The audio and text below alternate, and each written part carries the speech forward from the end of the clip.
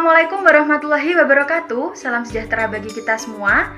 Pada kesempatan kali ini kami dari kelompok 7 mata kuliah manajemen resiko kelas C akan menyampaikan satu materi mengenai resiko pada perusahaan non-keuangan. Tetapi sebelum itu, perkenalkan dulu anggota dari kelompok kami. Saya sendiri Fradina Fitriananda Widya Putri dengan NIM 2308 1020 1220. Saya Salsabila Ulhijjah dengan NIM 2308 10 20 12 17. Sodik Rafiatur Rahman dengan NIM 23081020 1221. Dalam materi kali ini kami akan membahas dan membicarakan mengenai ilustrasi bagaimana perusahaan non-keuangan menjalankan manajemen resikonya. Baik, untuk materi yang pertama akan disampaikan oleh rekan saya berikut ini. Manajemen resiko adalah suatu pendekatan terstruktur atau metodologi dalam mengelola ketidakpastian yang berkaitan dengan ancaman. Manajemen risiko merupakan suatu rangkaian aktivitas manusia termasuk usaha untuk mengelola risiko dengan cara memonitor sumber risiko, melacak dan melakukan serangkaian upaya agar dampak risiko bisa diminimalisir. Jadi itu tadi pengertian dari manajemen risiko. Dalam bisnis ada risiko non-keuangan serta risiko keuangan. Risiko keuangan adalah risiko keuangan yang timbul dari peristiwa yang mempengaruhi semua peserta di pasar. Misalnya, risiko suku bunga, risiko nilai pasar seperti harga mata uang asing, harga saham, dan harga komoditas, resiko kredit, dan resiko likuiditas. Seperti keterlambatan pembayaran dan penyebaran kredit adalah resiko keuangan utama. Resiko non-keuangan adalah semua jenis resiko yang mungkin dihadapi bisnis. Non-keuangan adalah semua jenis resiko yang mungkin dihadapi bisnis. Contoh resiko tersebut adalah resiko model, penipuan, kesalahan perilaku, resiko operasional seperti kegagalan pengendalian internal atau sistem audit dan bencana alam, dan lain-lain. Singkatnya, resiko non-keuangan adalah konsep yang luas yang didefinisikan sebagai resiko selain resiko keuangan. Dalam setiap tindakan dalam bisnis, resiko selalu ada dan bahkan kadang-kadang sulit untuk dihindari. Dengan demikian, resiko itu perlu dikelola. Ada 4 cara mengelola resiko yang dapat diterapkan, yaitu memperbaiki resiko, yang kedua, mengalihkan resiko, yang ketiga, mengendalikan resiko, dan yang terakhir, melakukan penyiapan dana untuk antisipasi resiko. Untuk yang pertama adalah memperkecil dampak risiko. Upaya memperkecil risiko adalah membatasi tindakan dengan risiko tinggi dan tidak melakukan spekulasi. Yang kedua, mengalihkan risiko. Biasanya dalam bentuk asuransi agar jika risiko itu benar-benar terjadi, ada pihak lain yang membayar kerugian yang ditimbulkan oleh risiko tersebut. Contohnya, asuransi kredit, asuransi kebakaran. Untuk yang ketiga, mengendalikan risiko adalah menyusun beberapa alternatif strategi dan kebijakan untuk menghindari risiko dan menekan dampak negatif yang ditimbulkan jika risiko itu benar-benar terjadi. Dan yang terakhir, penyiapan dana untuk antisipasi risiko. Menyiapkan sejumlah dana untuk mengantisipasi timbulnya risiko di masa depan. Dana tersebut dicadangkan, seperti di mana pada sebuah bank falas yang harus menyimpan mata uang asing yang sering mengalami fluktuasi harga atau nilai tukar secara ekstrim. Baik, untuk selanjutnya di sini saya akan menjelaskan mengenai contoh atau aplikasi dari manajemen resiko pada perusahaan non-keuangan. Nah, di sini kelompok kami mengambil contoh perusahaan United Grain Growers atau kita sebut saja UGG. Nah, perusahaan ini perusahaan yang dimana bergerak di bidang pertanian di Kanada. dan memberikan jasa komersial kepada petani dan pasar pertanian di seluruh dunia. Serta perusahaan ini sudah mendapatkan penghargaan praktik manajemen resiko terbaik. Karena apa? Karena perusahaan UGG ini berhasil mengasuransikan resiko yang sebelumnya tidak pernah diasuransikan atau tidak bisa diasuransikan, yaitu resiko cuaca.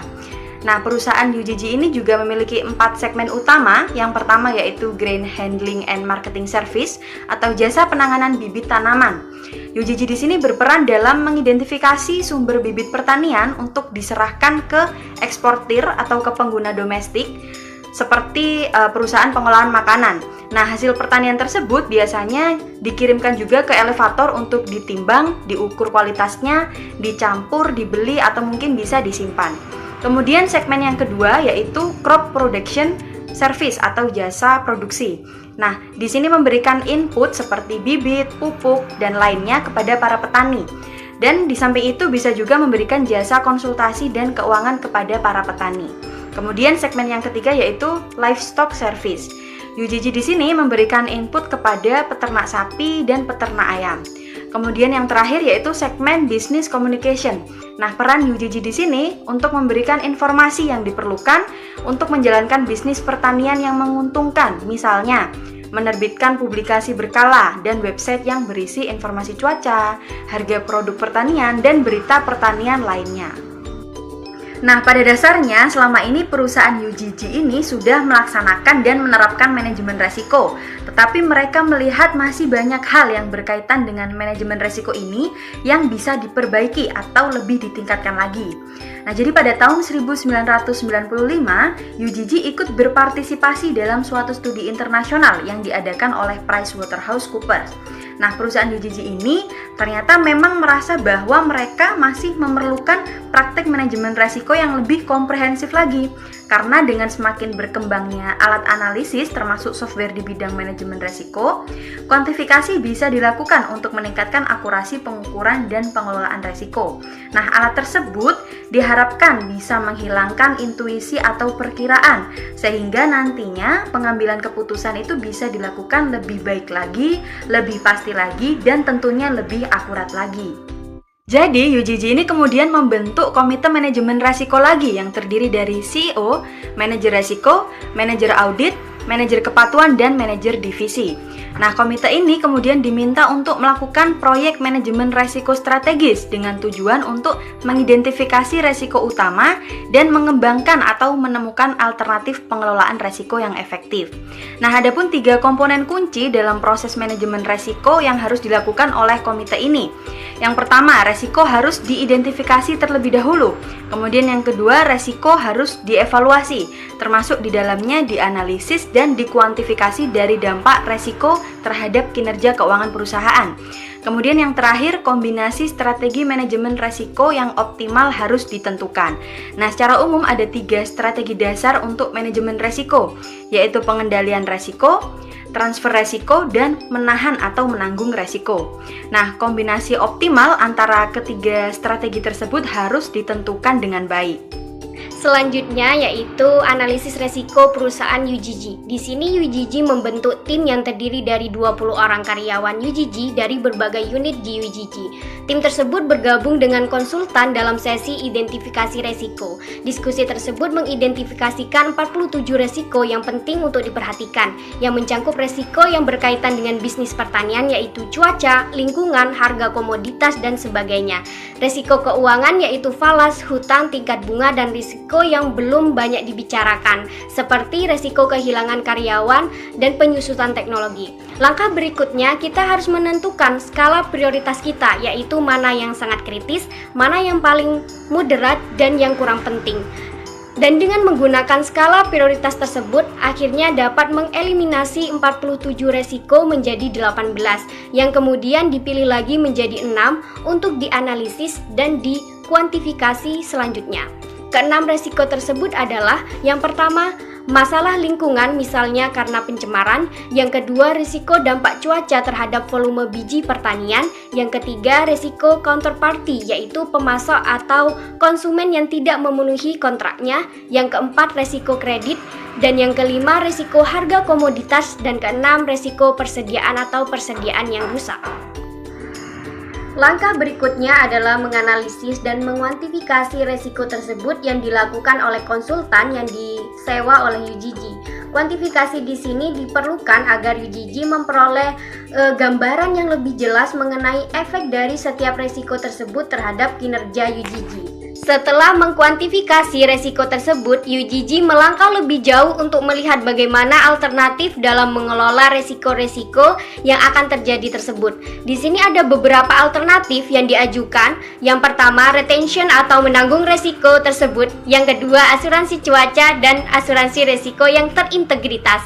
Yang pertama, retention. Melalui retention ini, UGG akan menanggung sendiri kerugian yang mungkin timbul dari resiko tersebut dan UGG tidak mengambil tindakan untuk mengurangi resikonya. Analisis tersebut menunjukkan bahwa jika UGG tidak mengendalikan resikonya atau mengurangi resiko-resikonya, kinerja keuangan UGG akan sangat berfluktuasi.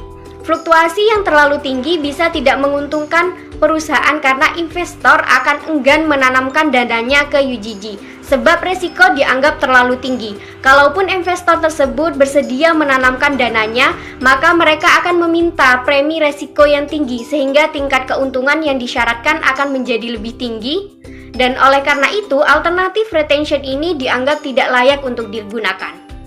Yang kedua yaitu asuransi cuaca. Manajer UGG berpikir untuk membeli asuransi untuk resiko dampak cuaca terhadap hasil bibit panen. Jika cuaca buruk, maka pengiriman biji pertanian akan berkurang dan perusahaan akan rugi. Tujuan asuransi ini diharapkan dapat memberikan ganti rugi pada UGG jika mengalami kerugian.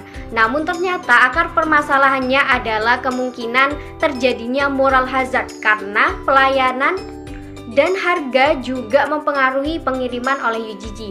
Moral hazard sendiri dalam ekonomi menggambarkan bentuk pelanggaran etika, regulasi, dan kontrak, baik berupa kecurangan maupun upaya untuk menyiasati kontrak atau regulasi demi kepentingan diri sendiri yang menyebabkan orang lain merugi. Perusahaan asuransi tidak akan mau memberikan perlindungan asuransi di mana ada potensi moral hazard seperti ini.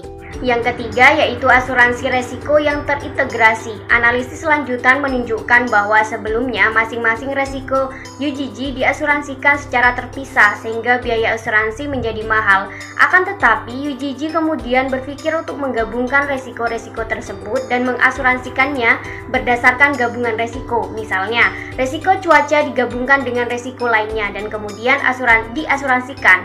UGG di sini ingin menggabungkan resiko bisnis yang belum diasuransikan dengan resiko yang biasa diasuransikan. Nah, dengan cara semacam itu akhirnya resiko cuaca yang sebelumnya tidak bisa diasuransikan akhirnya dapat diasuransikan walaupun dengan tambahan premi yang murah.